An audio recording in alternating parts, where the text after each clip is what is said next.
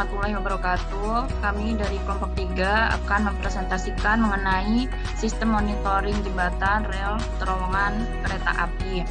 Sebelumnya saya sebagai moderator akan memperkenalkan diri. Mohon izin senior menyesuaikan. Izin memperkenalkan diri. Nama Taruni Muda Farah Nur Azizia, nota 2103028, kelas MTP 11. Kemudian ada rekan saya, Taruna Muda Adriel Junasiaan, nota 2103002, kemudian Fahri Nur Hidayat Tarinduri, nota 2103027, kemudian Wahyu Alfaisa 2103092. Berikutnya akan kami tampilkan hasil diskusi kami. Silakan untuk rekan Fahri menampilkan.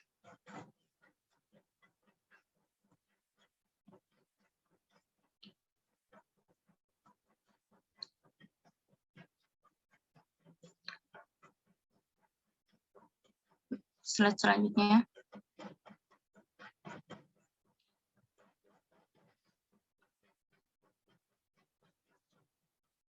Saya akan menjelaskan tentang sistem monitoring jembatan untuk mengurangi resiko dan agar kereta api dapat mengangkut barang dengan aman dan efisien, maka dilakukan desain sistem monitoring kesehatan jembatan kereta api berbasis artificial intelligence atau AL dan berkonsep sustainable. Penerapan aplikasi structural health monitoring system atau SHMS jembatan. Dengan sistem monitoring ini dapat dilihat kondisi jembatan kereta api melalui signal sensor yang akan membantu melihat beberapa komponen mulai dari strain, deflection, dan displacement, serta analisa numerik.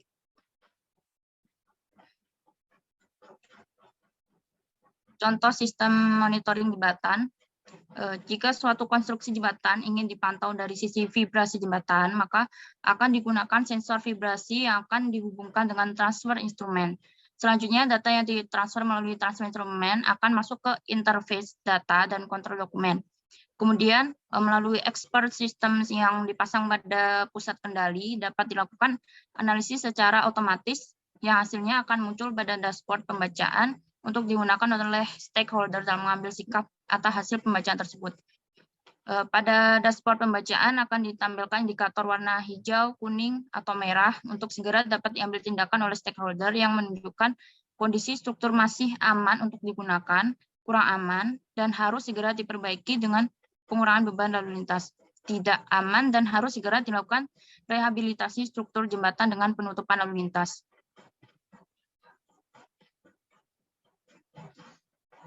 Slide selanjutnya. Sensor dalam SHMS yaitu ada displacement transducer. Untuk ini digunakan untuk mengukur perpindahan atau pergeseran dari objek. Terus ada tilt sensor untuk mengukur kemiringan dari dua sumbu. Terus strain transducer untuk mengukur regangan dari suatu struktur. Akselerometer berfungsi untuk mengukur getaran, kemudian temperatur sensor untuk mengukur suhu baik pada lokasi pengukuran maupun pada struktur yang diukur. Kemudian untuk selanjutnya akan dijelaskan oleh rekan saya. Mohon izin senior menyesuaikan, izin melanjutkan penjelasan, yaitu tentang sistem monitoring rel kereta api yang tadi sudah disebutkan oleh rekan Farah, sistem monitoring jembatan. Transportasi memegang peran penting untuk memperkuat ekonomi di kehidupan kita. Nah, dalam sistem monitoring ini retaknya atau bergesernya jalur rel kereta api merupakan masalah yang biasanya terjadi di rel kereta api atau di jalur kereta api. Nah, sehingganya harus dilakukan proses maintenance atau proses perbaikan dan perawatan yang harus dilakukan secara teratur. Sistem monitoring ini dalam bidang komputer modern bisa menggunakan sensor LDR atau sensor jarak jauh. Sensor ini memiliki kemampuan dalam mendeteksi keretakan pada struktur besi. Alat ini digerakkan dengan bantuan motor DC yang terkoneksi dengan sirkuit.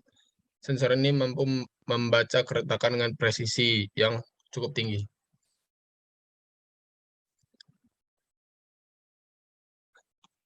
Tadi. Oke. Lanjut. Oh my God. Lanjut yaitu kerusakan pada jalur kereta api dibagi menjadi dua. Yang pertama kerusakan disebabkan oleh memuainya jalur rel kereta api karena panas dan gesekan dari roda kereta sendiri. Yang kedua adalah disebabkan oleh bencana alam seperti banjir atau longsor. Metode deteksi kerusakan yaitu metode machine vision, di mana metode ini akan memeriksa permukaan dari objek yang akan diuji. Hal yang penting adalah kita memastikan pengambilan gambar dengan kualitas image yang tajam dan tingkat pencahayaan yang stabil.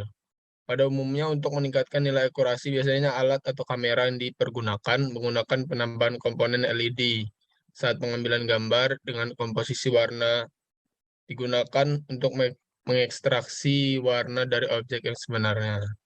Proses ini akan memangkas waktu penggunaan data, di mana metode ini sangat efektif dalam membaca kerusakan permukaan rel pada area yang lebih kecil.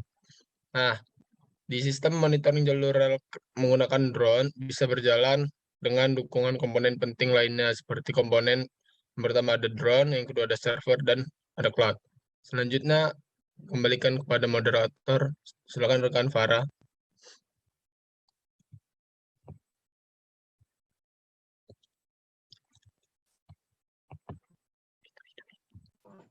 Baik, untuk slide selanjutnya akan dijelaskan oleh rekan saya bernama Wahyu. Silahkan rekan Wahyu.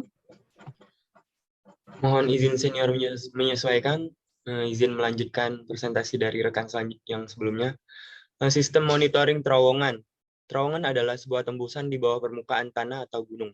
Terowongan merupakan sebuah bangunan yang memerlukan perawatan secara teratur supaya tidak terjadi hal-hal yang tidak diinginkan. Ternyata, di Indonesia banyak sekali terowongan panjang. Namun, apakah terowongan-terowongan tersebut sudah dipasangi Structural Health Monitoring System?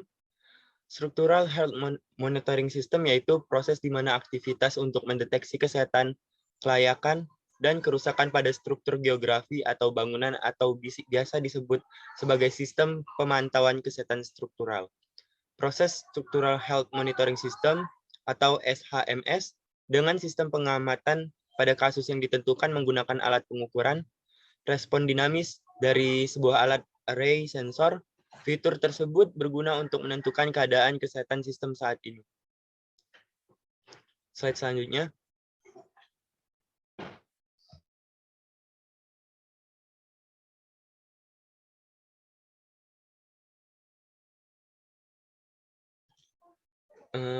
Untuk jangka waktu yang lama, Structural Health Monitoring System atau SHMS dengan output dari proses tersebut berjalan secara berkala dan memperbaharui informasi mengenai kemampuan yang diuji untuk melakukan fungsi dan degradasi yang dihasilkan dari lingkungan operasional. Setelah kejadian bencana alam seperti longsor, gempa bumi, atau ledakan dengan getaran yang mencurigakan, Structural Health Monitoring System atau SHMS ini digunakan untuk memonitoring kondisi dengan cepat dan bertujuan untuk memberikan informasi keadaan secara real time dan informasi yang dapat dipercaya mengenai integritas struktur keadaan tersebut. Selanjutnya, saya kembalikan ke moderator.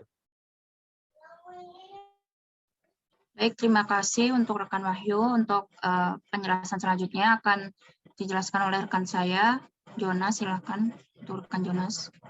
Izin senior menyesuaikan, izin melanjutkan. Slide saya itu, lalu mengapa perlu Structural Health Monitoring System pada terowongan? Nah, kita tahu kalau sebuah sistem yang baik dengan memanfaatkan teknologi diwajibkan memiliki tingkat keamanan yang tinggi. Oleh karena itu, pasti dibutuhkannya pengecekan yang berkala supaya apa yang direncanakan itu berhasil dengan baik. Demi menjaga kestabilan dan keamanan terowongan, perlu beberapa sensor instrumen monitoring untuk memantau kondisi bendungan yang dipakai seperti crack meter, joint emdement meter, dan piezometer, dan lain sebagainya. Dengan semakin berkembangnya teknologi untuk beberapa sensor yang memiliki tipe vibrating wire, dapat dilakukan monitoring secara online dan terus-menerus. Untuk di pekerjaan preload test sendiri, Sensor yang menggunakan vibrating wire ada beberapa sensor seperti in-place inclinometer, vibrating wire piezometer.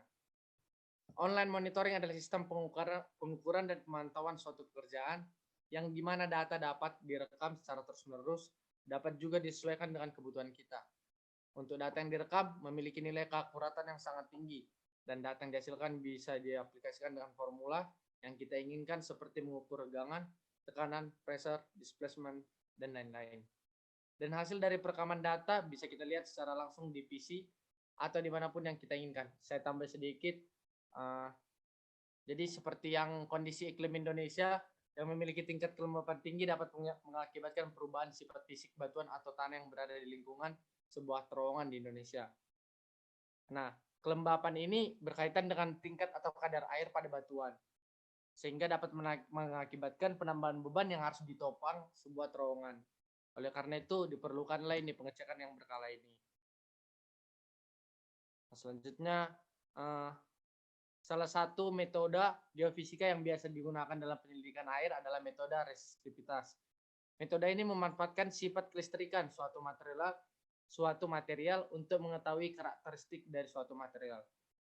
Pada pemanfaatan metode ini untuk mengetahui kadar air atau kelembapan batuan. Nah, sehingga metode ini dapat dengan baik digunakan untuk mengidentifikasi keberadaan air atau mengetahui tingkat kelembapan pada batuan. Nah, intinya sistem monitoring yang banyak dilakukan pada sebuah terowongan biasanya hanya memantau terjadinya perubahan posisi atau displacement yang terjadi pada dinding terowongan. Pada kasus di Indonesia di mana tingkat kelembapan yang tinggi dan curah hujan yang tinggi, kiranya dilakukan sistem monitoring tingkat kelembapan atau kadar air, sehingga dapat memberikan informasi kondisi batuan atau tanah penutup terowongan secara berkala. Nah, selanjutnya saya akan berikan keunggulan monitoring online system. Yang pertama itu data yang didapat sangat akurat dan memiliki ketelitian ukur yang sangat tinggi. Yang kedua itu perekaman data dapat dilakukan secara terus-menerus 24 jam dan ditampilkan langsung di PC yang kita inginkan. Yang ketiga, hasil data yang dikeluarkan sesuai dengan apa yang kita formulakan. Dan yang terakhir, menghemat waktu dan biaya Anda. Sekian presentasi dari kelompok kami, saya kembalikan ke moderator. Siap, terima kasih. Siap, terima kasih rekan Jonas. Demikian presentasi yang dapat kelompok kami sampaikan. Untuk kurang lebihnya kami minta maaf. Sekian, wassalamualaikum warahmatullahi wabarakatuh. Waalaikumsalam warahmatullahi wabarakatuh. Waalaikumsalam warahmatullahi wabarakatuh.